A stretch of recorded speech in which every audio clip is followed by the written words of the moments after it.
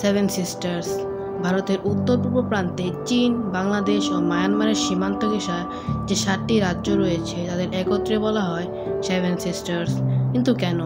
আসলে কি সেখানে 7 বোনের কোনো ঘটনা রয়েছে, নাকি অন্য কিছু?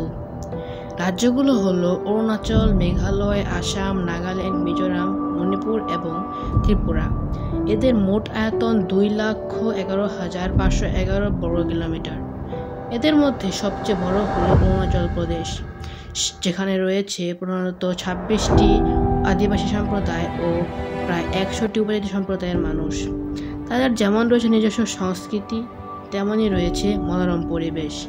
একই সঙ্গে পাহাড় ও জঙ্গল ঘেরা রাজ্যগুলো তাদের অপরূপ সৌন্দর্যের ডালি সাজিয়ে বসে রয়েছে।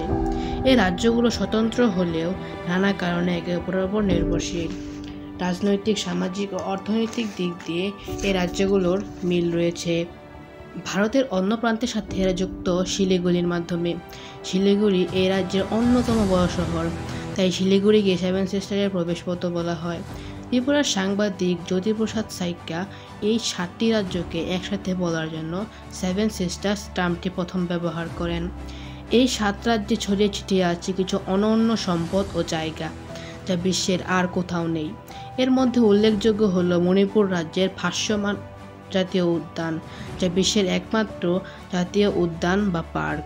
এখানেই আছে সবচেয়ে বেশি বৃষ্টিপাতযুক্ত এলাকা, আছে এশিয়ার সবচেয়ে পরিষ্কার পরিচ্ছন্ন গ্রাম, যা মেঘালয়ে অবস্থিত। আছে শুধু মহিলাদের মাধ্যমে পরিচালিত এশিয়ার সবচেয়ে বড় বাজার ইমা মার্কেট, যা মণিপুর রাজ্যের রাজধানীতে অবস্থিত। রাজ্যগুলো ঐতিহাসিকভাবেই ভারতের সাথে অন্তর্ভুক্ত ছিল না।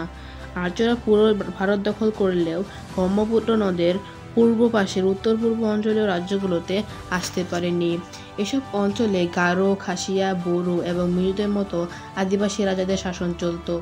মিজোরাম এবং মণিপুর আসামের বরাক উপত্যকার মাধ্যমে ভারতের বাকি অংশের সাথে যুক্ত।